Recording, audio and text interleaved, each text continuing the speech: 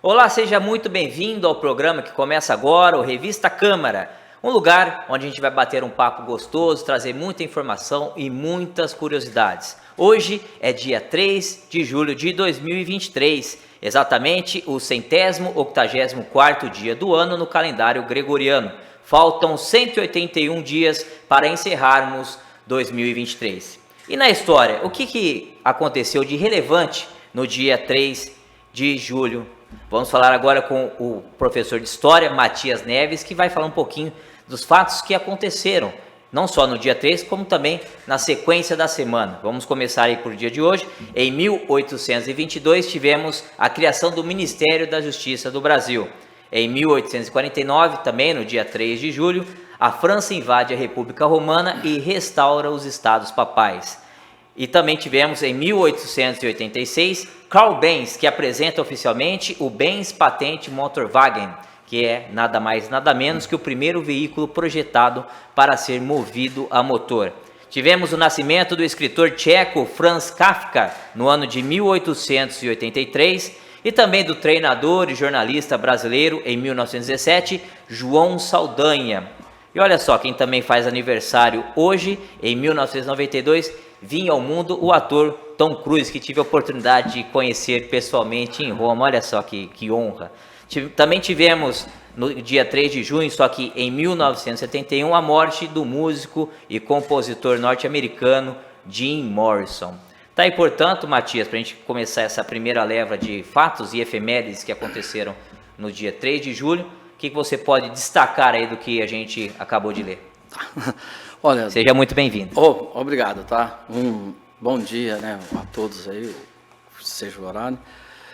Nós vamos falar de várias coisas, você vai me relembrando aí de tantas que falaram, né? Mas a criação do Ministério da Justiça no Brasil é fundamental. Ele é criado pelo Pedro I, né? Aí já na República, né? A República, no Império.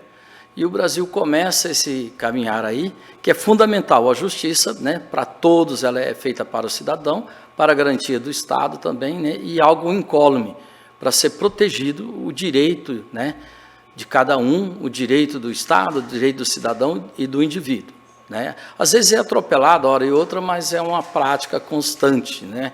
Se a gente fala criação desse dia, ela vem mudando, né, ela vai evoluindo.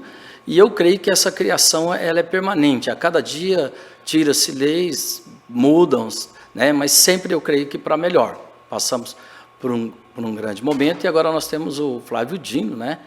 Que é o atual ministro da Justiça, que faz parte do Poder Executivo do Governo Federal. Tá certo, e portanto esse é o grande fato de relevância, né? Aí podemos também destacar aí o nascimento do Franz Kafka, um escritor tcheco muito famoso, e João Saldanha, você que era menino aí na Copa de 70, né? Teve aquela polêmica do João Saldanha sair para a entrada do Zagallo. O que você que viveu essa época, o que você pode dizer aí sobre isso? A gente acaba vendo muito pouco e agora que acaba vendo um pouquinho mais de transparência, né?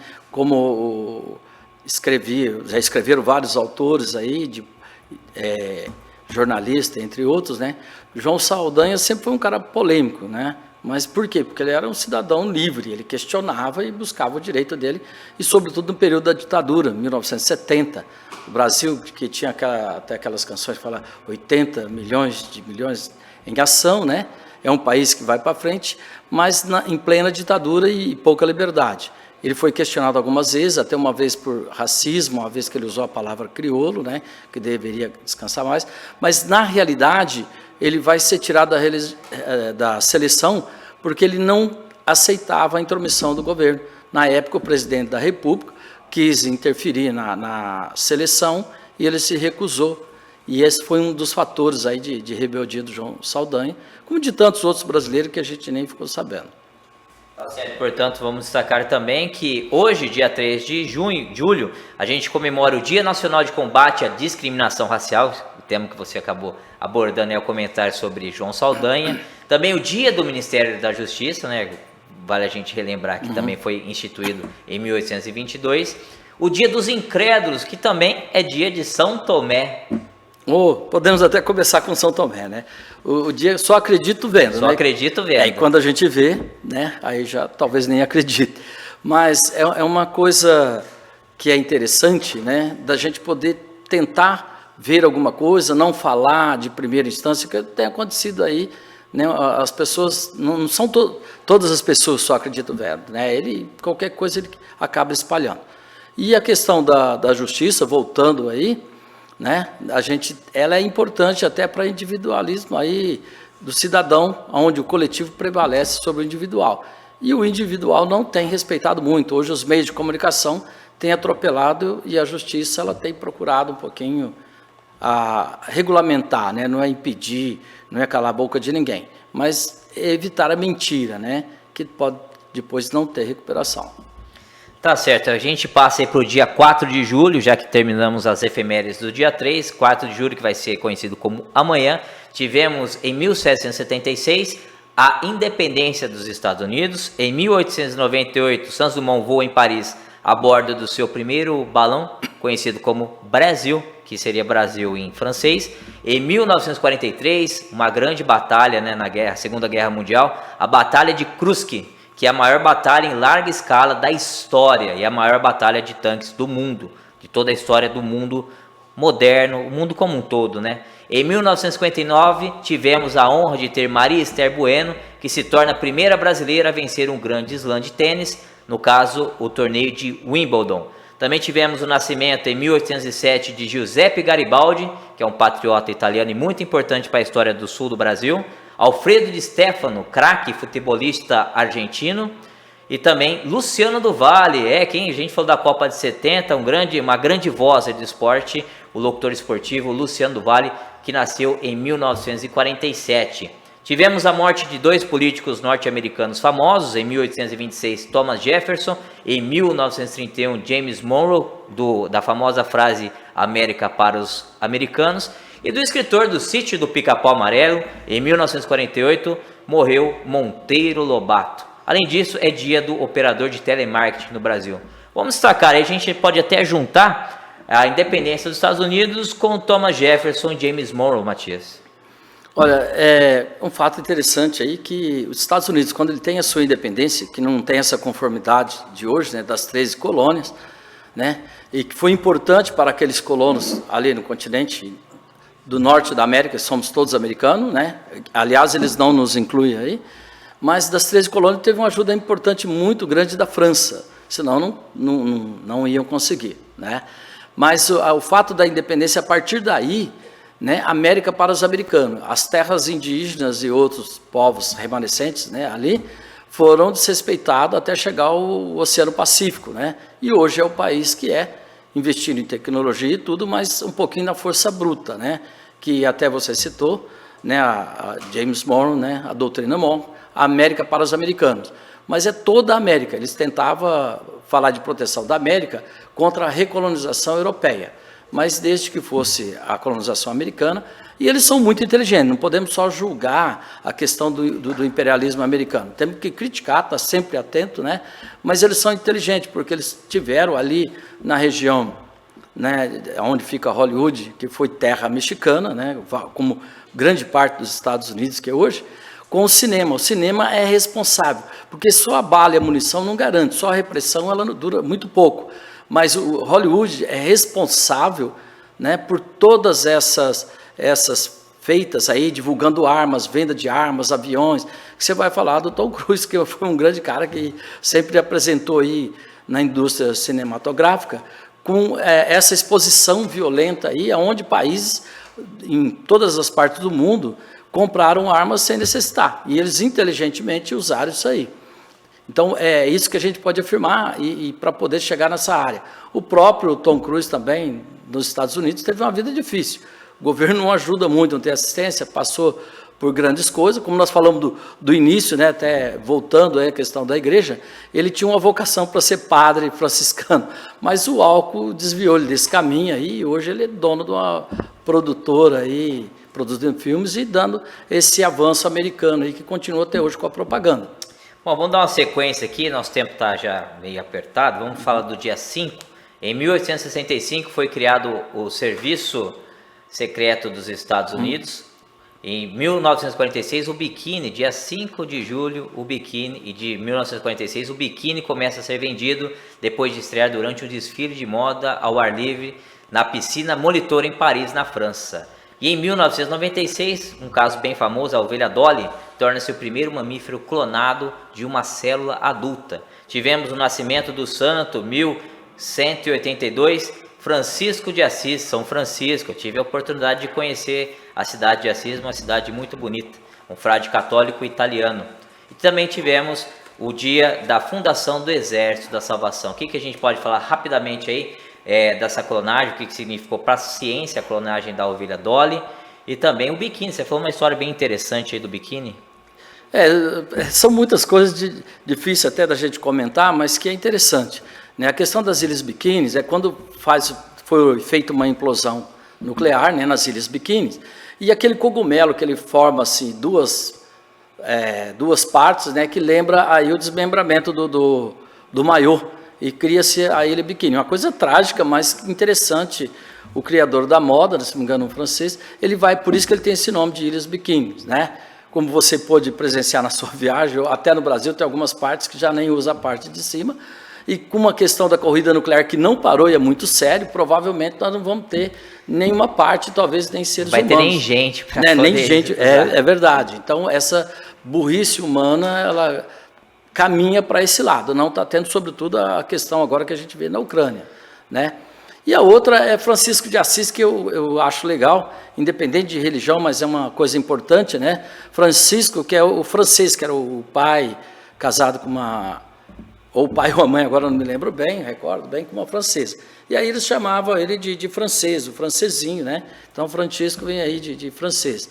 E que volta muito ligado à natureza, ao meio ambiente. Os animais. Sim, ele é um cara que ajudou muito a sua vida inteira, um cara que devotou a humildade e ajudar todo mundo. Como hoje, muitos que lutam pela natureza também são vistos com maus olhos, como ele também foi. Até pela própria igreja eles tinham um certo receio com ele, porque ele tinha uma força espiritual muito grande e voltado para todo ser vivo. Inclusive, ele recebeu as chagas de Jesus no próprio corpo, né? Sim, ele é um cara que via Jesus em tudo, né? Deus, aliás, em tudo, porque tudo era criação de Deus, os animais, as árvores e tudo, né? Como Deus de Spinoza, né? Onde estiver eu estou. Não em castelo, justamente por ele não frequentar muito, né, a igreja de São Pedro, ele ficava no chão com os outros, aí a igreja viu com certo receio, mas não teve como conter um espírito maravilhoso de uma pessoa muito simples e que falta hoje em grande parte da humanidade, né? Bom, para a gente encerrar a semana, na quinta-feira, dia 6 de julho, vamos falar o que aconteceu também na história no dia 6 de julho. Em 1885, Louis Pasteur testa com sucesso sua vacina antirrábica em Joseph Meister, um rapaz que fora mordido por um cão com raiva. Importante avanço aí na saúde. Em 1934 foi instituído o Instituto Nacional de Estatística, que quase 2 anos depois se transformaria no atual IBGE, o Instituto Brasileiro de Geografia e Estatísticas, que você domina muito bem. Tivemos também o nascimento em 1907 da artista, pintora mexicana Frida Kahlo, do ex-presidente norte-americano em 1946, George W. Bush. Também em 46, esse é um ator que eu admiro bastante, gosto, Sylvester Stallone, famoso Rambo, famoso Rock, com certeza você assistiu todos os filmes do Rock. E tivemos a morte em 1871 do escritor brasileiro famoso Castro Alves, e em 1971 o músico estadunidense, também grande músico, Louis Armstrong. E também no dia 6 de julho é conhecido como o Dia Internacional do quê? Do beijo. Aí eu vou falando, você vai me lembrando as datas aí que nós vamos comentando. Mas a questão da descoberta da vacina, né, contra a raiva, né, de Pasteur, ela foi uma luta constante. O homem sempre vem pesquisando, embora tenha os negacionistas hoje, tivemos no Brasil também, e ainda naquela época, acredito que teria sido muito pior, né? Muito pior mesmo. E hoje mesmo, esclarecido, há um grande grupo, né, no mundo inteiro, não é só no Brasil, não, anti-vacina. Tanto é que nós estamos vendo a volta da varíola e outras coisas malucas aí, né? Então, isso é levado muito a sério. E ele foi um cara que lutou bravamente, lógico que sempre fala de acidente, mas eu não acredito tanto em acidente. Foi no laboratório, seu ajudante deixou lá, esqueceu, e ele sempre acreditava nas bactérias, a transmissão, mas é resultado de uma pesquisa. Então, às vezes simplifica muito. Os acidentes acontecem, mas eles acontecem porque fazem parte da pesquisa também. Eu vejo assim, não posso ter essa afirmação como é de todo o geral, tá? Então, essa foi uma coisa muito importante. Sim. E depois nós tivemos outros acontecimentos aí, que falamos aí do Rambo, né, que você lembrou. Isso fez parte da Guerra Fria. Que muitos propaganda, né? Propaganda que faz parte do cinema. Hollywood é inteligentíssimo. A gente via, não tinha tanta ideia, mas o cara ia lá, massacrava, matava e não vai para julgamento.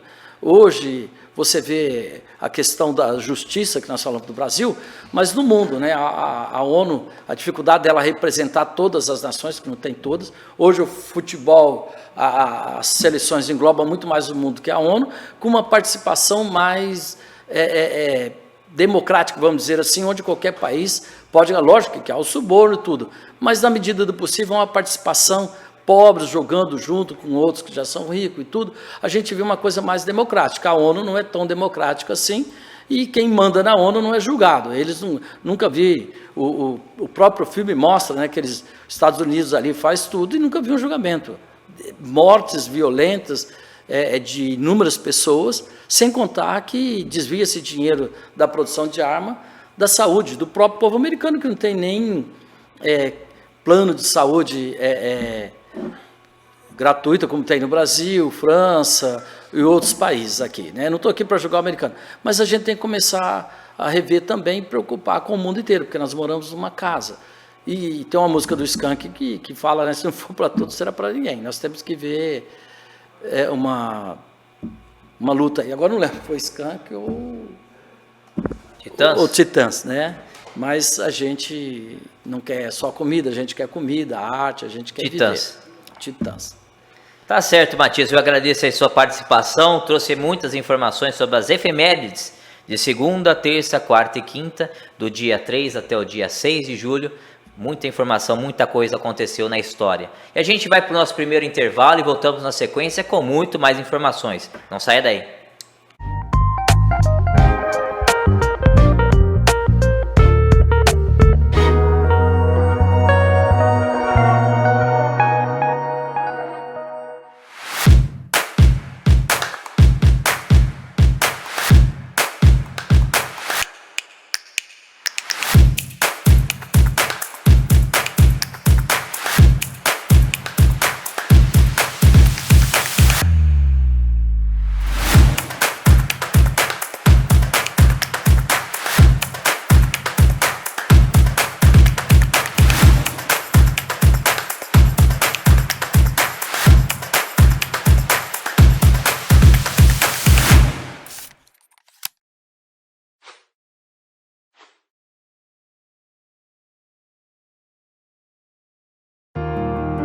Câmara Solidária.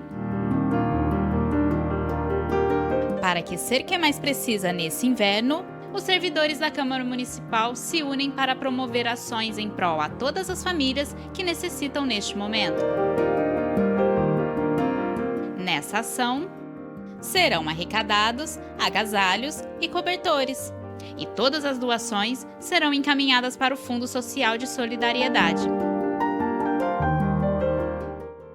Os servidores se unem para contribuir. Venha, faça parte você também.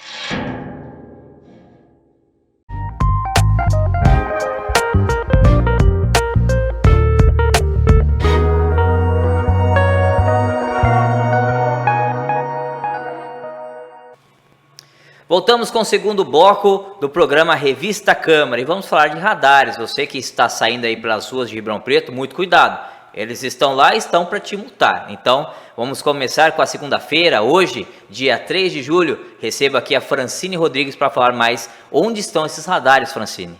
É isso aí, Bahia. Então, vamos lá. Hoje, segunda-feira, os radares estão... velocidade máxima 60 km por hora nas avenidas Marechal Costa e Silva, Costábulo e Romano, Professor João Fiuza, na Avenida Presidente Vargas e já com 70 km por hora nas avenidas Maurílio Biagi e Eduardo Andréa Matarazzo. No dia 4 de julho, terça-feira, com velocidade máxima de 60 km por hora nas avenidas Presidente Vargas, Avenida Tomás Alberto Watley e na Avenida Heráclito Fontoura Sobral Pinto. E também na Avenida Marechal Costa e Silva. Ainda com 60 km por hora também na Presidente Kennedy. Com 70 km por hora, o radar estará na Maurílio Biagi.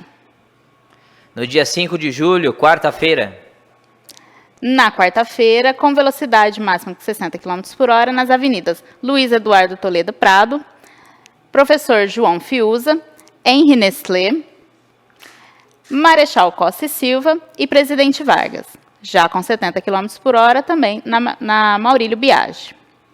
E na quinta-feira, encerrando aí, dia 6 de julho. Na quinta-feira, com velocidade máxima de 60 km por hora nas avenidas Antônio Mugnato Marinsec, Leão 13, Professora Dina Rise, Avenida Marechal Costa e Silva e Professor João Fiuza, já com 70 km por hora, na Avenida Maurílio Biagi.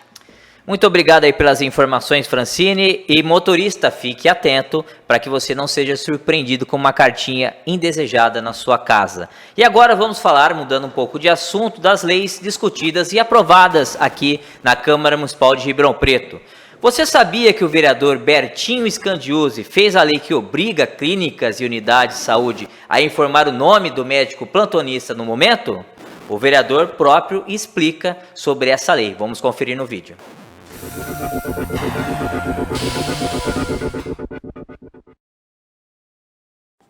Sou o vereador Bertinho Scandiuzzi, presidente da Comissão de Saúde aqui da Câmara Municipal.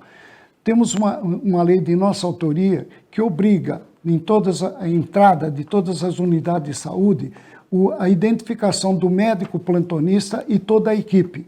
Isso vai o interesse para que a pessoa que está sendo atendida ele tenha conhecimento do nome do profissional para ser tratado com toda a humanidade, como a gente espera e tem confiança que os médicos assim atuam. Mas, sendo tratado de uma forma mais amigável, eu tenho certeza que vai ser um atendimento mais transparente e mais amigável.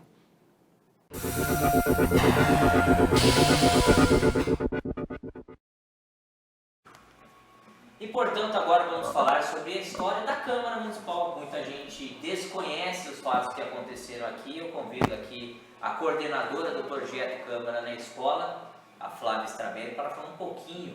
E vamos começar do início, né, Flávia? Isso aí, Paulo.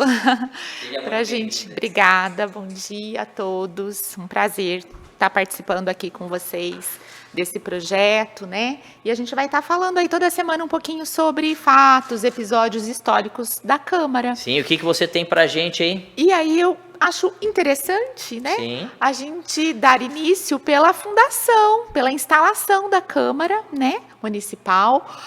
No próximo ano que vem, 2024, a Câmara completa 150 anos. 150 anos de Câmara Olha Municipal. Olha só, ela foi instalada, a primeira sessão ordinária da Câmara aconteceu no dia 13 de julho de 1874. Já é quase uma efeméride, a gente estava falando de efemérides no bloco anterior, no dia 13 de julho tivemos a primeira sessão ordinária da história da nossa cidade. A primeira sessão ordinária da nossa história. Naquela época foram eleitos 7 vereadores, né? Lembrando que não eram todas as pessoas que votavam, né? A gente vivia o império, né? A monarquia. Então tinha alguns requisitos, né?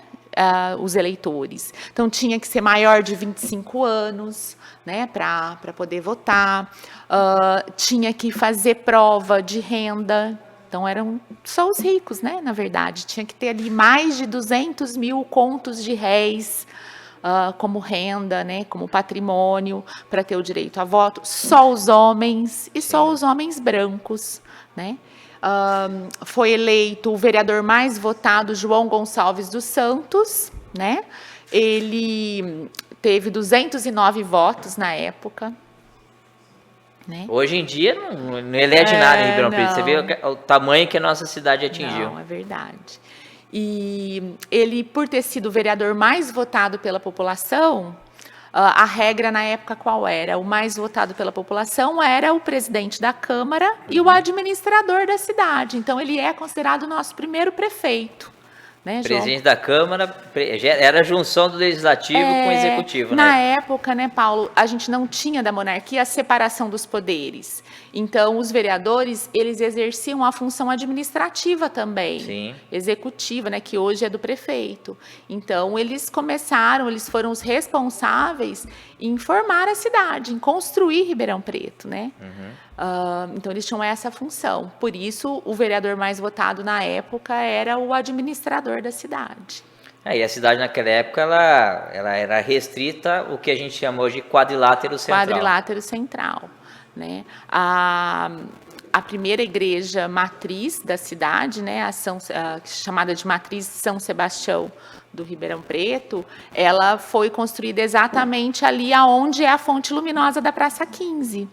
Depois, no início de 1900, ela foi demolida, né, para ampliar a praça. Sim. E aí, depois, a gente teve a construção da catedral da cidade. Né? Então, a cidade era restrita ali. E a Câmara, na época, ela não tinha um prédio próprio. Os vereadores se reuniam nas suas próprias casas. Né?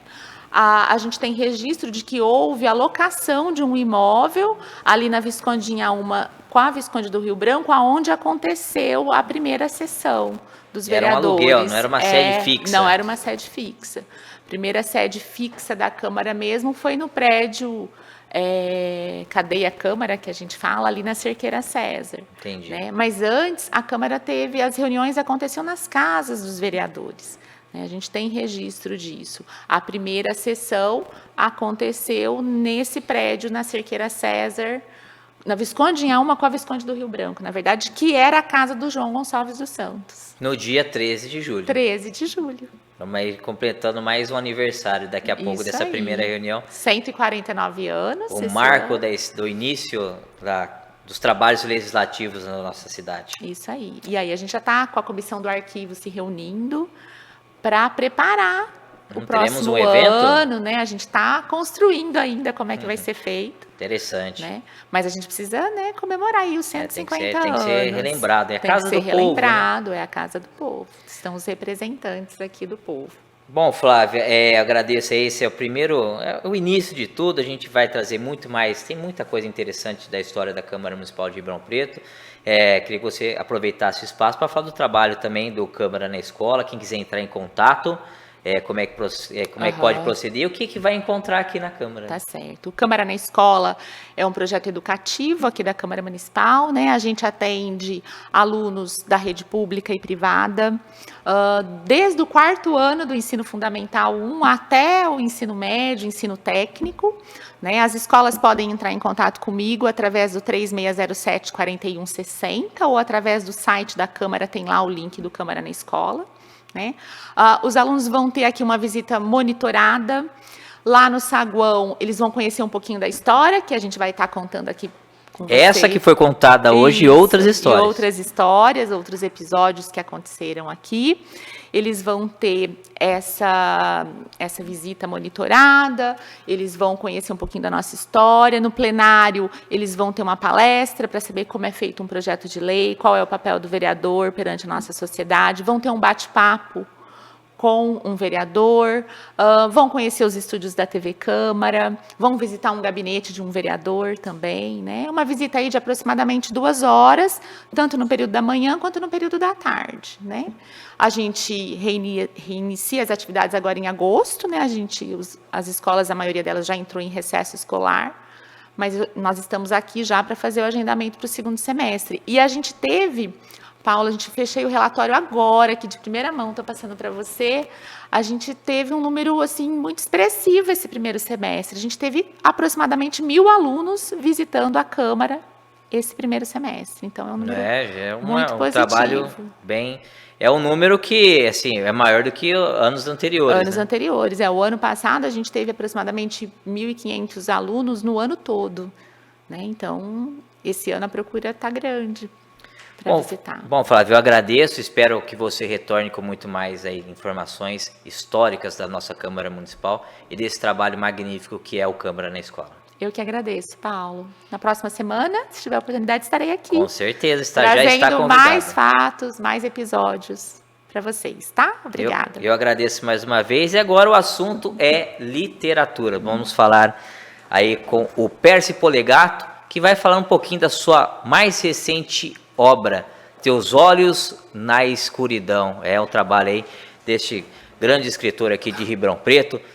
Pércio, seja muito bem-vindo ao nosso programa. Vamos falar sobre essa obra aí, Paulo. Do que se trata, qual que é a sinopse. A gente só pode dar sinopse para o nosso leitor ele ficar curioso e adquirir a obra e poder realizar a leitura. Claro. Essa obra é uma ficção que se passa num futuro próximo, em que as fake news foram todas liberadas, a Constituição mudou, nós somos agora parlamentaristas com o primeiro-ministro, e elas foram liberadas e todos os veículos de imprensa passaram a publicar fake news para não perder a concorrência para a internet. E os grandes veículos de imprensa que resistiram, grandes jornais, grandes TVs, disseram, não, nós vamos continuar só com notícias reais, mas eles não aguentaram também por causa da concorrência.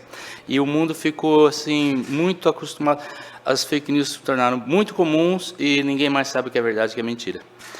Esse livro, o ambiente todo é o jornalismo, é um jovem jornalista numa redação, ele recebe uma denúncia anônima e vai encontrar essa informante misteriosa que passa para ele os dados de um escândalo de corrupção gigantesco que está acontecendo, mas que ninguém sabe, porque as fake news trabalham para apagar tudo. E ele fica muito desconfiado, porque ele é jornalista, e depois no primeiro, segundo, terceiro encontro ele vê que é verdade. E ele fica assim, dizendo, mas como é que nós não sabemos disso? Como é que eu não sei disso? Eu sou jornalista, meus colegas são jornalistas. E a pessoa diz para ele, porque nossos olhos se acostumam à escuridão. Essa é a razão do título. Nós não sabemos mais o que é verdade e o que é mentira. Essa é uma sinopse bem resumida sobre o que é o livro. E a inspiração não precisa nem perguntar, né? De onde que está vindo essas inspirações? Paulo, as pessoas perguntam, como é que você teve essa ideia? Eu falei, mas acho que todo mundo já teve essa ideia de se perguntar. Só não colocaram no papel. Essa é a diferença. Aí vem aquela ideia de 1% de inspiração e 99% de transpiração, né? Porque ninguém quer ter trabalho, eu tive. Eu gosto de ter trabalho. E todo mundo já deve ter pensado, e se as fake news fossem tão comuns que a gente não percebesse mais, porque atualmente ainda tem um trabalho assim, isso é fake, isso é fato, né, e tal. Muito legal, e quem quiser saber mais informações sobre a obra e até mesmo adquirir uma edição, como é que deve proceder? Aqui em Ribeirão Preto, ele está na livraria Degustadora de Histórias, na Rua Garibaldi, na livraria da Maxi Boca e na Bernardino de Campos, perto do Marista. Você encontra no meu blog, o meu blog se chama Aventura do Dia Comum, e na Amazon também. Esses são os meios, ou em contato comigo diretamente. Tá certo, então, Pércio. Além dessa obra, o que mais você pode indicar aí dos seus trabalhos? E quantos livros você já tem escrito? Sim, eu tenho 13 livros, 5 romances, os outros são volumes de contos. Os temas são todos diferenciados. Quando eu trabalho com um tema assim, eu não volto a ele, eu esgoto um tema e não volto mais. Então, eu tenho um romance sobre um suposto crime ou suicídio, um romance de suspense. Eu poderia indicar esse, chama Um Estreito Fino Rastro de Sangue, é um romance de suspense. Tem um outro chamado Projeto Esvanecendo-se, que é sobre um casal em crise, e o projeto de vida estão esvanecendo-se, né? São temas diferentes, romance com técnicas diferentes, isso é importante falar também. E eu uso uma técnica, eu fico muito tempo trabalhando um livro. Um romance assim, eu fico 5 anos trabalhando. Então eu escrevo e reescrevo muito e uso as técnicas que eu aprendi ao longo da vida. Esse mais novo, Teus Olhos na Escuridão, me tomou 3 anos e meio. Mais ou menos, é pouco até para mim. Geralmente 5 anos é uma média para eu escrever um romance. Isso que eu falaria. E os próximos projetos? Você já tem alguma coisa na agulha já preparada? Não, por enquanto não. Você está buscando inspiração. Não, esse livro acho que esgotou meus temas. Eu não sei se... Pendurou a caneta, então. Não. As pessoas... Esse livro já tem 1 ano e foi muito bem vendido. Isso me surpreendeu muito. Me surpreendeu muito que os outros não foram. E na primeira feira, a feira do livro do ano passado em Ribeirão Preto, a primeira leva esgotou tudo. Ele está em 3ª reimpressão. Eu não esperava isso, sinceramente eu não esperava. Os meus livros vendem muito, um ritmo muito... Continuam vendendo, mas num ritmo determinado. E esse aí me surpreendeu. E o retorno dos leitores também me surpreendeu muito. Na Amazon, os leitores comentam e me deram 5 estrelas nesse livro. Então, esse retorno me surpreendeu muito, foi muito positivo. E respondendo a sua pergunta, as pessoas que leem acabam sugerindo uma continuação. Que é claro que eu não vou falar o final, mas tem uma sugestão de que poderia se continuar. Mas eu não pretendo, intencionalmente, eu não quero fazer uma continuação, porque eu queria deixar esse final inquietante, de maneira que deixa a vontade do leitor, a imaginação então, você do leitor perguntou de trabalha. projeto, o projeto seria eu me render essa sugestão de continuação, mas por enquanto não tem nada. Tá certo, Pércio. Muito obrigado aí por essa entrevista, conhecer um pouquinho mais do seu trabalho, da sua obra. Eu faço apelo para quem estiver nos assistindo, entrar em contato com o Pércio, adquirir, iniciar a leitura, que ler é bom demais, né? É uma viagem sem sair do lugar. Para mim é um vício, mas sim. E muito obrigado por dar informações reais sobre o meu livro. Nada de fake news aqui. Nada de fake news aqui. Tá certo, eu agradeço ao Pércio e a gente vai para um rápido intervalo e volta na sequência com muito mais informações e curiosidades aqui no Revista Câmara. Não saia daí.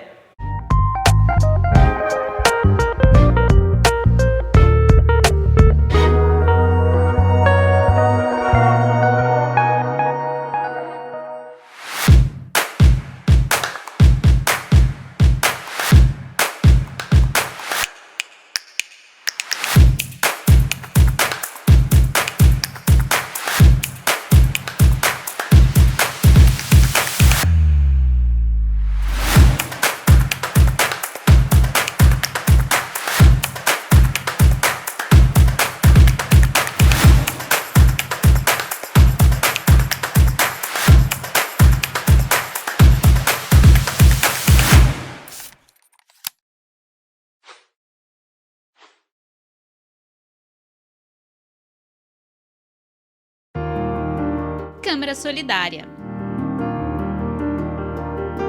Para aquecer que é mais precisa nesse inverno, os servidores da Câmara Municipal se unem para promover ações em prol a todas as famílias que necessitam neste momento.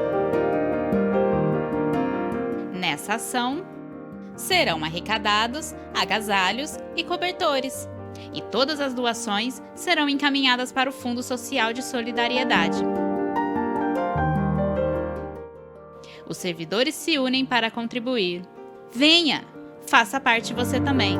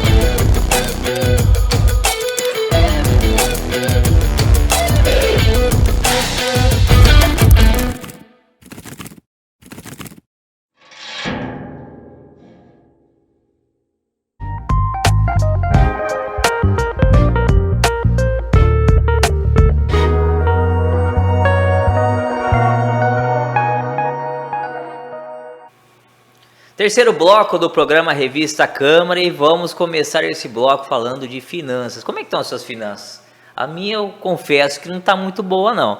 Para isso eu recebo aqui o Leonardo Facchini, que é especialista, e vai falar um pouquinho de organização financeira para casais. Você que é recém-casado, você que já está completando as suas bodas de ouro, tudo aqui na mão do Leonardo Facchini para falar aí o planejamento, para que você não passe susto no final do mês, né, Leonardo? Seja muito bem-vindo. Vamos lá, é um prazer, é uma honra. E quando o assunto é finanças, já vem um tabu, né? A pergunta que eu faço... É uma dor de cabeça, né? Exatamente, porque a gente tem alguns modelos. Você tem casais que têm as finanças tudo juntas, separada, um não sabe o quanto o outro ganha. E eu falo que não existe o melhor modelo, mas eu vejo dentro aí... Estou nisso há 16 anos, trabalho com planejamento financeiro desde 2008. Então, nesses quase 16 anos aí de profissão, eu vejo que o que mais funciona é quando o casal está disposto a se unir, inclusive nas finanças, para realmente construir uma vida que vale a pena. Eu percebo, né, nos atendimentos, tem muitos casais que não têm as finanças juntas. E a primeira provocação, a brincadeira que eu faço é, a hora H, aquela hora, vocês também fazem separados? Cada um cuida do seu? Como é que é isso? Porque você divide a maior intimidade com uma pessoa, que é estar ali naquele momento, às vezes construir uma família, ter filhos, só que as finanças é cada um por si. Isso não entra muito na minha cabeça, entendeu? Sim. Esse é um primeiro ponto, porque é base, eu vejo os casais bem-sucedidos, eles unem tudo. Você se junta, né? Homem deixará pai e mãe e formará uma família. Isso é bíblico. Isso é bíblico, então eu acho que esse é o ponto. Então, se eu puder deixar uma dica aqui para quem está noivo, para quem ainda pensa em casar, eu aprendi uma vez que é o seguinte, namoro foi feito para dar errado. Então testa no namoro. Fala de finanças, não precisa, porque às vezes no namoro a gente quer impressionar, a gente quer mostrar algo que a gente não tem. Eu falo não é para impressionar, é para testar. Só que se der certo o namoro vai virar noivado, que também foi feito para dar errado. Tem que dar errado, porque você tem que testar, você tem que fazer todos os testes. Só que se der certo vai virar casamento. E aí o casamento, dentro do que eu acredito, é para uma vida toda. Sim. Aí pode ter casais que estão olhando que brigam, né? Eu vejo que o principal assunto, o principal motivo de divórcio é grana. Financeira. Depois de traição é grana. E aí muitas pessoas querem se separar por causa da grana. E aí tem uma coisa que diz o seguinte, se você falhou na seleção, você vai ter que investir no treinamento. Então, eu sou contra a separação, né? Eu respeito, mas separação não vai resolver. Acho que vai até piorar, né? Porque aí vem pensão. Se você não resolver o problema, você só está adiando ele. Sim. Então, fica aqui o conselho para quem está namorando, noivado e namoro foi feito para dar errado, mas casou, ponto. Errou na seleção, vai ter que investir muito em treinamento. E quem fala para vocês aqui foi uma pessoa que, aos 9 anos de casado, quase me separei.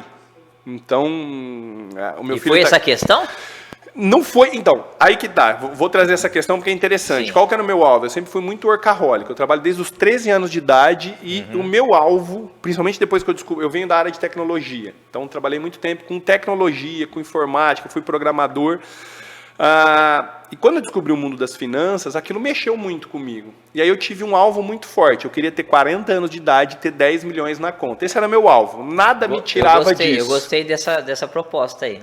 Como é que faz? Vai ter essa dica aí também ou não? Podemos falar sobre isso, mas esse era o meu alvo. E aí, com 9 anos de casado, eu casei em 2007, completei 16 anos de casado agora, dia 20 de janeiro, mas com 9 anos de casado, eu com 34 anos, eu comecei a entrar numa crise, porque eu falei assim, eu tô longe dos 10 milhões, falta só 6 anos, e eu via que a minha esposa era na minha cabeça era quem me atrapalhava. Olha que mentalidade, a minha esposa me atrapalhava. E eu pedi o divórcio. Não teve separação, não teve traição, não teve nada.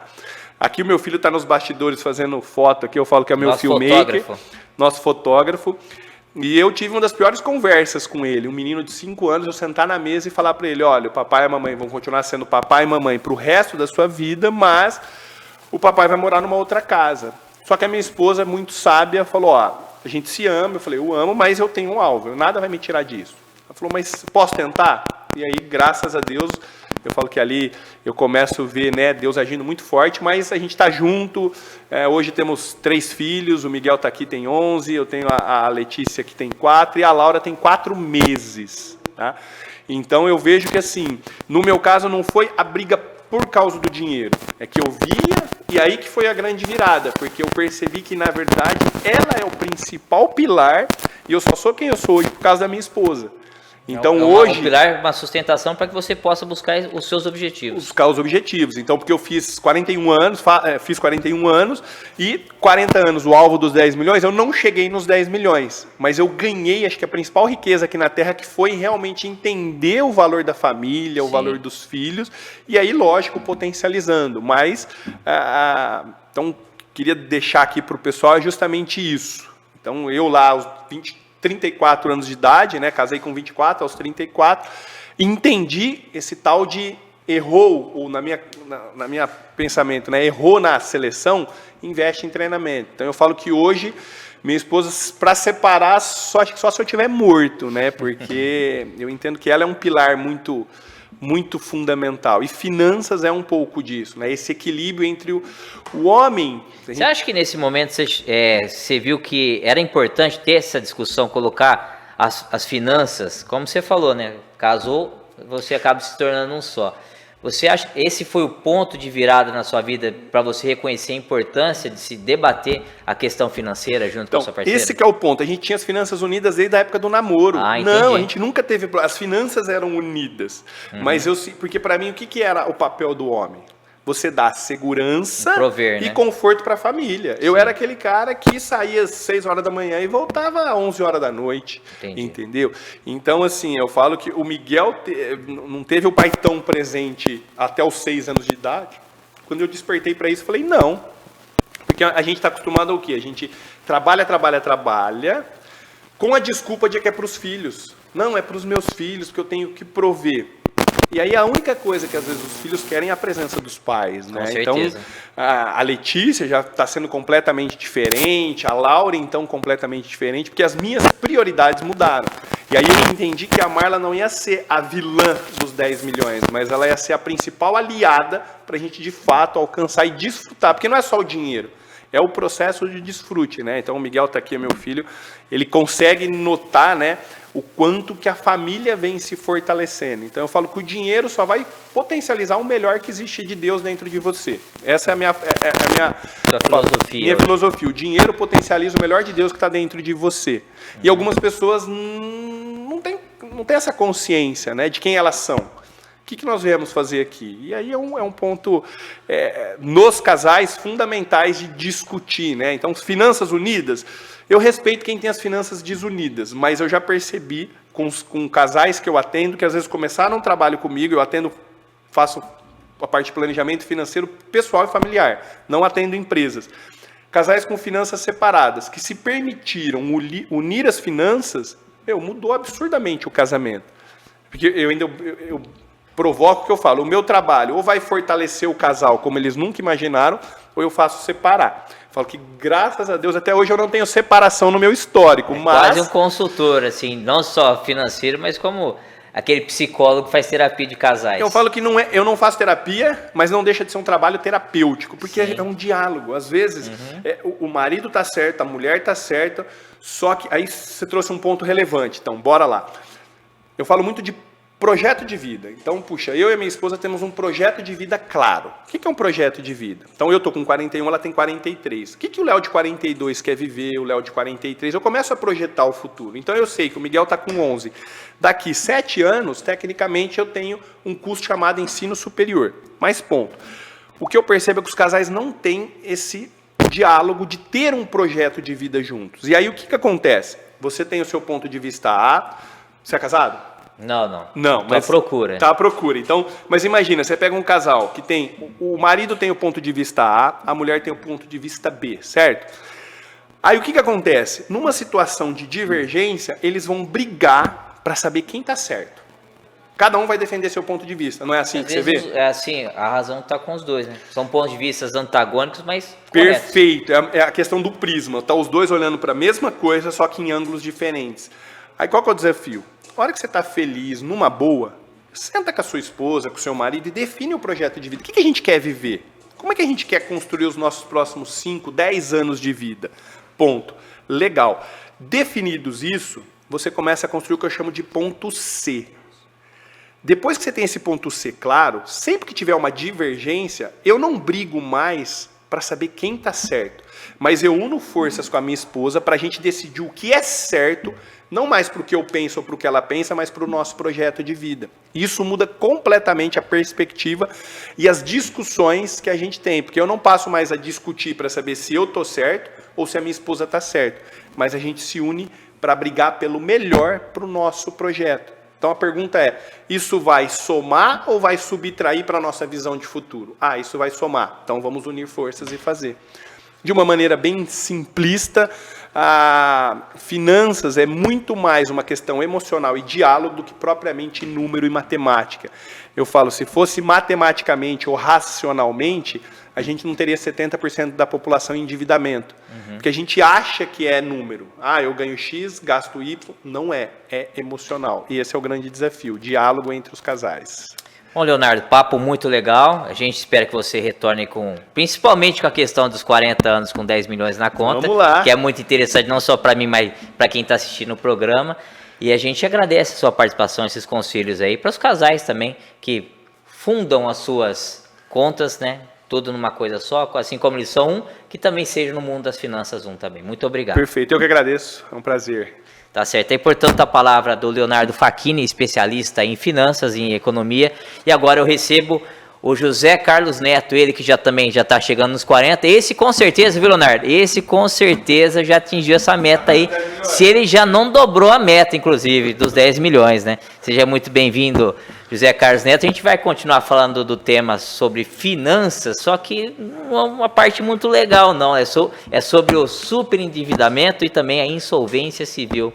Seja muito bem-vindo e é um prazer falar com um amigo aqui novamente, agora explicando sobre essa situação desagradável na parte das finanças. Oi, Paulo, como vai? Muito obrigado pelo convite mais uma vez. É uma honra participar aqui contigo na TV Câmara, justamente, inclusive, porque somos bons amigos.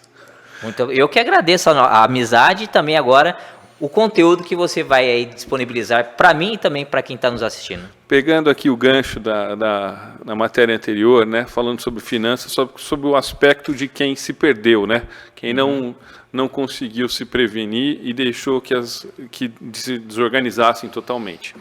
A gente tem uma legislação que dá a possibilidade da pessoa se reorganizar também diante de uma situação de grande dívida, né? É recente a lei de superendividamento de 2021, foi uma alteração ocorrida no Código de Defesa do Consumidor. Portanto, existe a necessidade de que o credor seja um fornecedor de serviços ou produtos e o devedor seja um consumidor. Então, a gente tem que aplicar na relação jurídica a relação de consumo, conforme previsto no Código de Defesa do Consumidor, basicamente para aquelas contas de necessidade básica, né? Em que, no caso, o devedor, além de ser consumidor e o credor ser fornecedor, é necessário que haja um comprometimento da renda da pessoa de mais de 35%. Porque, sob essa situação, havendo isso, todos esses requisitos, o devedor pode ajuizar um pedido na justiça, né, fazer uma ação judicial, pedindo uma revisão da dívida, no sentido de que essa revisão vai propiciar ao devedor uma capacidade de pagamento, em que ele vai limitar o desconto, né, o comprometimento da renda líquida dele em 35% e vai estender o pagamento em até 60 meses, 5 anos. Aí eu te digo, quando é que se pode usar? Então, a pessoa que tem uma relação de consumo, né, seja um consumidor diante de um fornecedor com dívida, normalmente banco, cartão de crédito, seguradora, esse tipo de coisa, e que a dívida tenha um prazo de pagamento, uma extensão menor do que 60 meses. Significa que se ele fizer esse pedido e aplicar, vai ser benéfico, porque ele vai aumentar o prazo, né? Agora, se ele tiver com algo... Está até para o credor receber a sua dívida. Exatamente. A forma do superendividamento, a ação de superendividamento é uma proposta de pagamento, né? Agora, se a dívida já tem um prazo de pagamento maior do que 60 meses, provavelmente não vai ser pertinente aplicar a regra, porque vai haver uma majoração na mensalidade, né, com a redução do prazo total. Insolvência civil é outra coisa. não existe a necessidade da relação de consumo entre credor e devedor, né?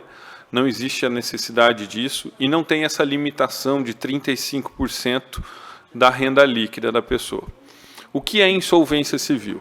A insolvência civil está para a pessoa física e para as associações e fundações, assim como a falência está para as empresas. Sim. É quando a dívida é maior do que o patrimônio. Quando você tem isso, a lei define assim, quando a dívida da pessoa supera o patrimônio, ela está em insolvência. E o que ela pode fazer? Porque a gente sabe que as ações judiciais, as cobranças, se estendem no tempo. Embora exista, inclusive, prazo prescricional, os credores fazem com que as ações não sofram prescrição e a pessoa... É comum se assistir no judiciário dívidas de mais de 10, 15, até 20 anos.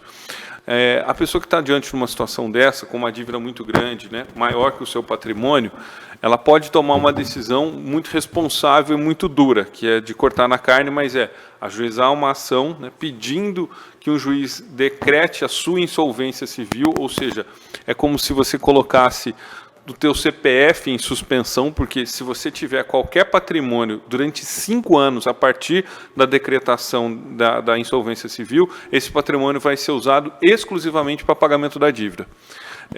Então, se a pessoa tem pouco patrimônio ou nenhum patrimônio, a maneira com que ela tem de resolver... Tem uns 10 milhões no caso aí. Exatamente. Ou não tem, né? Ou que tenha 10 milhões, mas tem uma dívida maior do que 10 milhões, ele vai precisar fazer... A melhor maneira de ela resolver o problema é ajuizar essa ação. Por quê? Porque ela tem lá dívida com mais de um credor. Todos esses credores vão ser trazidos para essa ação conjuntamente e você vai apresentar um plano de pagamento e se não tem bens nenhum, não vai ter plano de pagamento nenhum. Vai suspender todas essas cobranças por 5 anos e 5 anos depois a pessoa passa a ter possibilidade de reestabelecer a sua dignidade e a sua capacidade patrimonial. Porque se ela não fizer isso, ela vai estar sujeita a ações eternas, né, cobranças eternas, que é algo que a gente vê.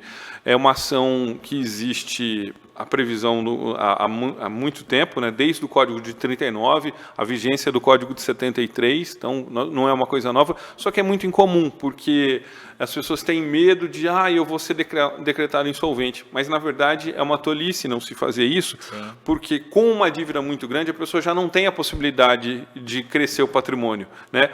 Embora sempre exista a ideia de usar laranjas, né? Eu vou comprar um imóvel em nome de outro, vou comprar um veículo no nome de outro, tem risco muito grande, isso não tem legalidade, isso é uma fraude, isso pode trazer um maior problema. A melhor maneira de uma grande dívida, de uma pessoa com uma exposição patrimonial muito grande, resolver é, sim, analisando os casos, usar essas duas alternativas, ou para ação de superendividamento ou para ação de insolvência civil, porque ela vai dar uma solução cabal para resolver o problema dela.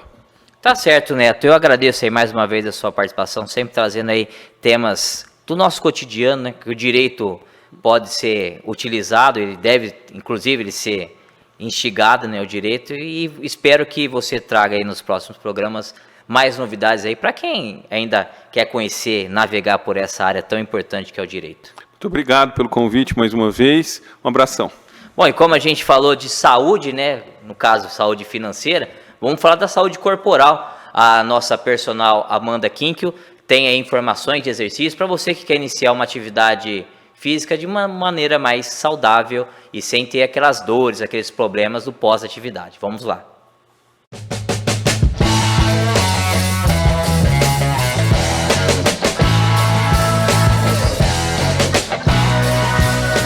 Te ensinar a começar a atividade física de maneira simples e segura, de maneira que você pode utilizar tudo que tiver ao seu redor para fazer os exercícios sem nenhum tipo de investimento. Um exercício simples que você pode executar é o sentar e levantar, mais conhecido como agachamento. Pode ser utilizado um banco ou uma cadeira. Dica importante, você mantenha os braços cruzados em frente ao tronco para que não execute força nos braços juntamente com as coxas.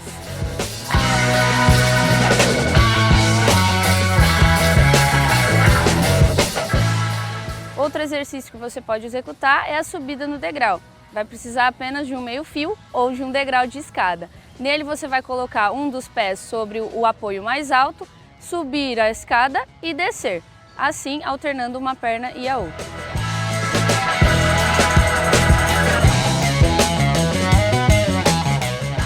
O próximo exercício é a corrida estacionária, no qual você vai simular uma corrida sem deslocamento, onde você utiliza braços e pernas alternados. Um exercício para trabalhar a parte cardiorrespiratória, conhecido como polichinelo, no qual você vai utilizar os braços e as pernas simultaneamente, da maneira que abre os braços e abre as pernas, fecha os braços e fecham as pernas, com sequência de salto. E um exercício para fortalecimento da parede abdominal, que auxiliará na sua sustentação da coluna, é o abdominal reto, no qual você estará deitado ao solo, com os braços atrás da cabeça, fazendo a flexão do seu tronco.